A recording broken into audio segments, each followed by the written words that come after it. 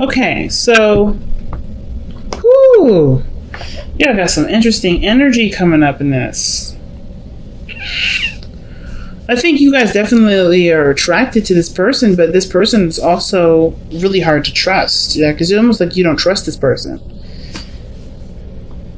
It's not like you don't trust this person. I feel like you guys definitely want to. I think there's something here that makes you feel like you can't.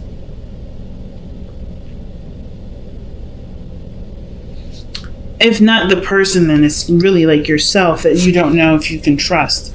Look at this. So the Ace of Cups, Six of Wands. That's beautiful. That is really nice.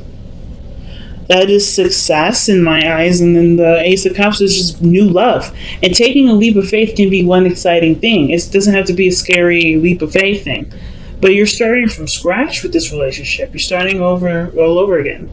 But there is some blockage here with the Eight of Swords. This could be a very exciting transition in your life, a really exciting move, change. But there is some sort of, there's either some doubt or whatever. But the Fool comes up with the Ace of Cups to me as a new beginning in love. This is literally a new start, a new fresh beginning. Like you're taking a whole new step. I feel like this is a brand new person, not necessarily someone from the past, but this is definitely someone that is brand new and fresh. This is why I don't think it has anything to do with the relationship. I kind of feel like the reason why there is a little bit of like not really sure of what to do, feeling stuck, it has to do with how you've been treated in relationships in the past, how things have gone in the past, or maybe there's similar stuff that's coming up with this. But there's no Wheel of Fortune energy in here at all. So there's no Blast of the Past energy here. So I kind of just get this vibe that this is just like a brand new start for you. This is about opening up, being emotionally vulnerable, going after what you want and what you desire, making sure that your needs are taken care of at all times. So you have the Eight of Wands that's coming up in your past energy, so things are moving very quickly. I feel like you guys were connecting with this person very fast. This person really made a really big impression. You guys really hit it off, and you guys really started to connect and communicate a lot of all the time. So the Eight of Swords is almost like this stopped. That stopped. You don't know what to say. You don't know what to do. You don't know what what's going on really, because the Eight of Swords is like this person's blindfolded and they've got swords surrounding them. Typically in the Eight of Swords, the Rider-Waite has a pathway. So there's a lot of stuff going on in your mind, and I feel like it's just because of there's feelings accumulating. There's feelings that are being generated. Right before things were just kicking off, things were fun, things were quick, but there were some feelings caught. It always looks like that, right? It always happens that way. But this person's a player, or this person, or you're enjoying your freedom. You're enjoying, being attached to nothing, just purely going off of what your heart wants and what your heart desires in the moment, and that can be completely understandable, especially if you just got out of a difficult relationship with somebody. You know what I'm saying? So the Eight of Swords is like. And it's weird because I feel like it's either you don't know what to do, you feel trapped because of the Knight of Wands. Either you're compelled to go out, to have to go after this person, or you feel really drawn to this individual, but they're not very mature in how they communicate. This person may have offered you some love, or some sort of emotional feeling, or something. They may have communicated to you about how they felt about something, but you didn't really, you're not quite sure what to take with that. You're not sure what to do with it, either because your emotions are blossoming still and they need more nurturing, more time, or it's just too soon for you guys. Maybe it's just too soon for you, Pisces. But the situation is that everything's moving really quickly, and it's kind of making you feel like you don't really have a lot of choices. Like you want to go for it, but you're not sure if you should, or perhaps you just feel like you feel more compelled to go with it versus taking a moment and taking a step back.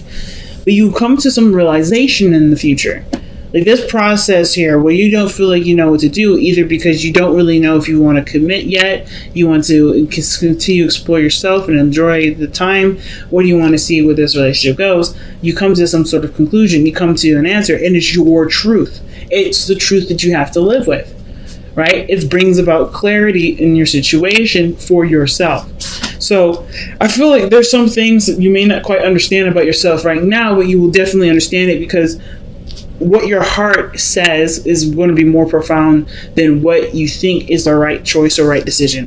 I don't know if you guys are trying to do things based off of what's right or what's wrong, but I kind of feel like for a lot of you guys, you're just torn between, you're trying to figure out, or you're just feeling stuck because everything doesn't necessarily have any sort of guarantee. So why do we have the Eight of Swords and the Knight of Wands coming up? What is that?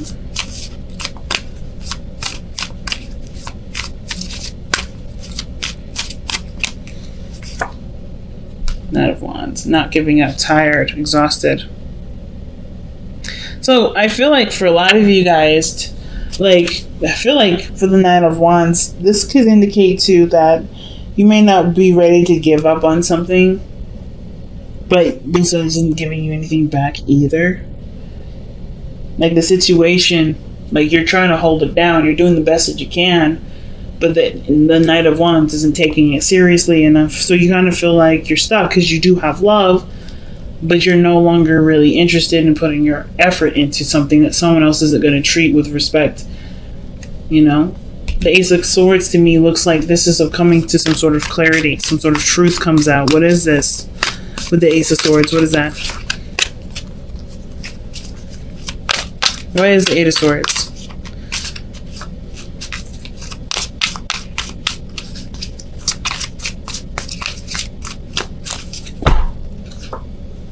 The Emperor. Taking control. Being stubborn, not compromising. Because the Five of Swords is what it's literally asking you to do. Like, if like the best path to follow, the advice here with the Five of Swords, that's someone that ends up choosing something over someone else, usually.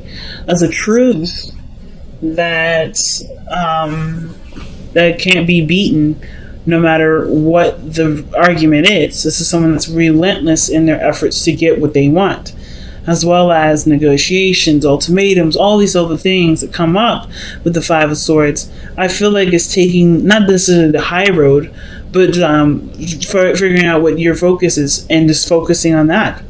If it's not what you want, then you have every right to say, fuck it, I'm not doing it. Because I feel like for some of you guys, you may be wanting to have a relationship with someone that's not mature enough, that doesn't respect you, or doesn't respect that sort of connection that you're feeling or your emotions. Do you really want to bother with this individual? Is this something you want to compromise with and see, take a chance with? But I feel like you hope this person matures, but if they're not mature now, what makes you think they're going to mature anytime soon when they're with you? I'm not saying that you're not worth being matured for, but I'm saying is that this, you can't, like, it's important to know that people will never change for someone else. They'll always change for themselves. Just like how you will only change based off of what you believe is right for you. So I kind of get this vibe that the situation cannot be manipulated, it can't be forced, it can't be changed. If this is someone that's been acting weird and you don't really particularly know how to handle that, or you don't really like it, but you really want to be with this person, you have to figure out what is your limits, what are your boundaries, what is your, what are you willing to take and what are you not willing to take? Because the Five of Swords is saying, okay, let's take account for what we got here. What are we getting out of this? What are we getting out of anything? What are we getting out of this relationship mostly? Why is the Page of Cups coming up in the external energy?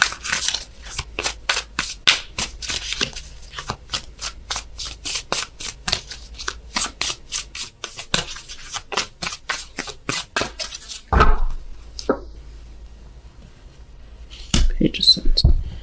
Damn, it's the truth. Some sort of brutal truth, man. But something about how you feel. So I think it's going to be sweet, but it's going to be absolutely raw. It's going to be blunt. It's going to be no jokes, no nothing about it. No games.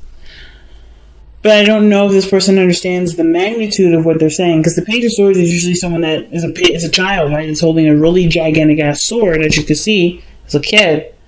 And she doesn't know how to use it. So obviously, if she's not using it carefully, she could really hurt herself or other people.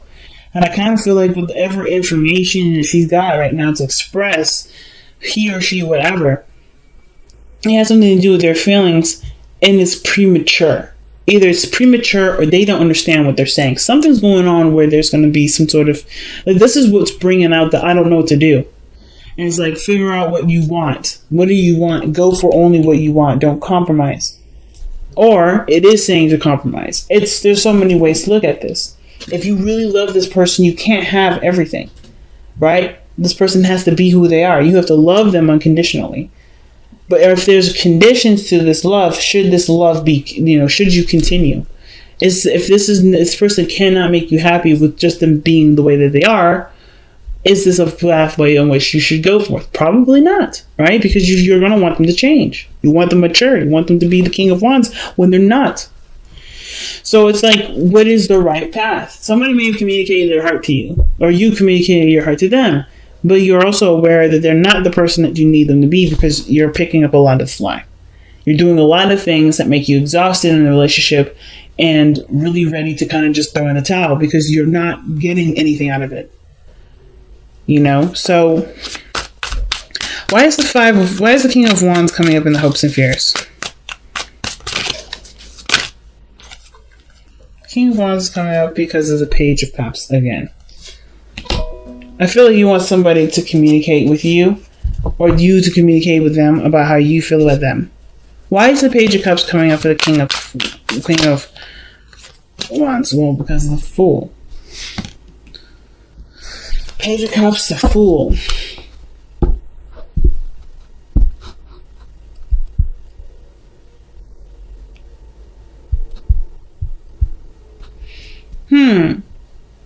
I feel like some of you guys may be hoping for this person to want to start with you too. Like, become something more than just a fling or or friends with benefits, or you want to connect with someone on a deeper level. Page of Cups, that's nurturing. You got it twice in this reading. So for some of you guys, it may have a lot to do with the fact that you want to start something with this person. You want to be, vulnerable and take the leap of faith together and jump into this relationship together. Why is the Six of Coins coming up in the outcome?